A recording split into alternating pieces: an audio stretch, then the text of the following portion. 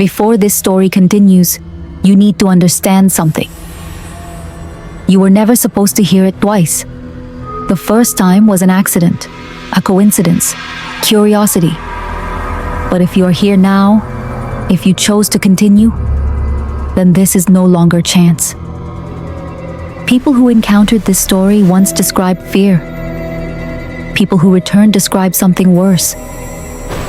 Recognition. They said it didn't feel like discovering a story again. It felt like being remembered. Like opening a door and finding something already standing on the other side. Not surprised to see you, just relieved you finally came back. Most horror stories end when you close the screen.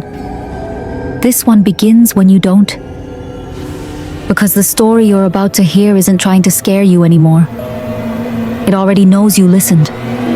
And it has been waiting for you to finish what you started. After Ethan Crow disappeared, the world tried to move on. But the story didn't. It stopped behaving like something created and started acting like something released. At first, people assumed the curse ended with Ethan. A mad writer, a viral hoax, a coincidence stretched too far. Then the uploads began appearing again. Not reposts, not mirrors, original files. Stories uploaded from accounts that never existed. Audio files with no waveform history. Videos whose metadata listed no camera, no date, no location. The story no longer needed a source. It simply arrived. Some people claimed it appeared already open on their screens. Others swore they never clicked anything at all. A few said it was printed when they woke up. Pages resting neatly on desks, covered in words they didn't remember reading. Always beginning mid-thought. As if the story assumed you were already familiar with it. Those who tried to ignore it noticed something worse. The story didn't disappear. It waited. People began reporting strange symptoms. Not fear, but interruption. Thoughts stopping halfway. Dreams cutting to black before the ending. Sentences spoken aloud that trailed off without meaning to. Doctors called it anxiety.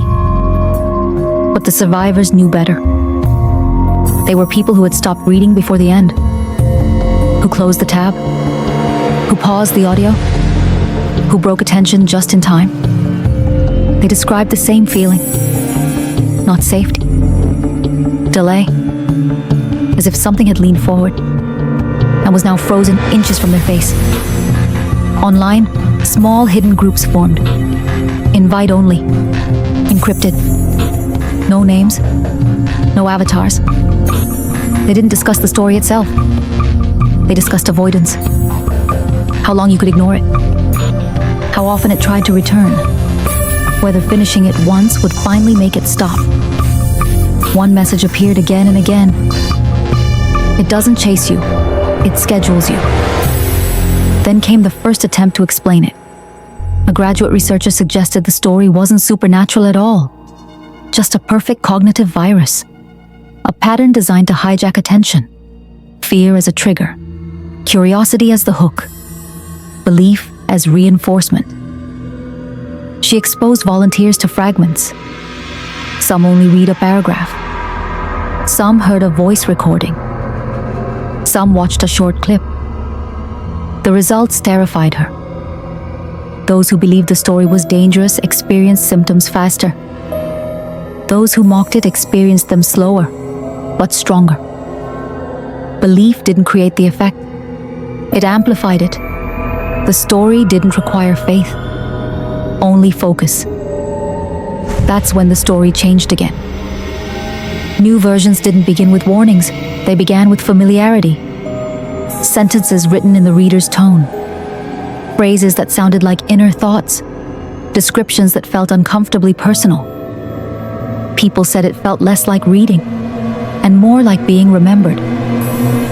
Some reported the story pausing mid-paragraph. Text freezing, audio falling silent. Then a single line appeared. May I continue? Those who agreed, out loud or silently, vanished. No struggle, no evidence, just empty rooms and unfinished devices. Those who refused weren't spared. They lived with unfinished moments. Conversations that ended too soon. Songs that stopped before the chorus. Dreams that never resolved. The story didn't punish denial. It postponed it.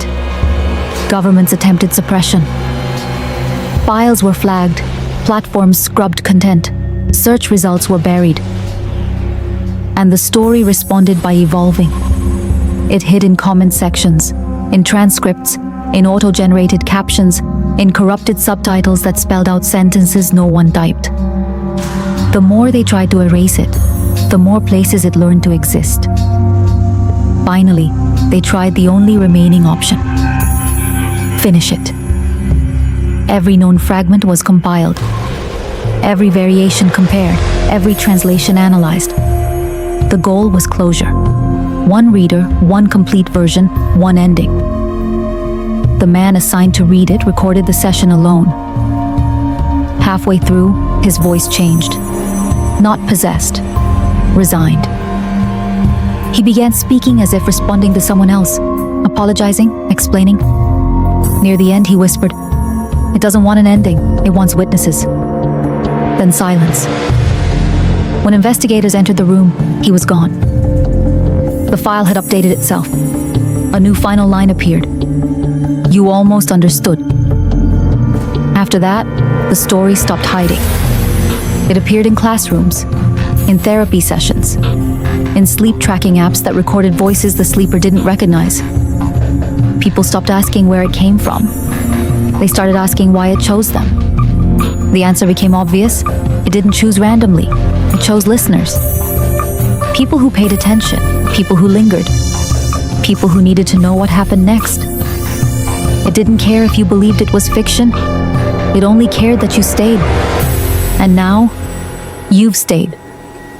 You know the story exists, which means it knows you exist. You may notice small things tonight. A sentence you don't remember starting. A sound just behind your thoughts. The feeling that something paused and is waiting for permission to continue. Don't worry. That doesn't mean it's here yet. It just means your place in the story has been saved. His is where the story stops being told and starts being waited on. What you've heard so far was only the surface. Only the part that was allowed to survive.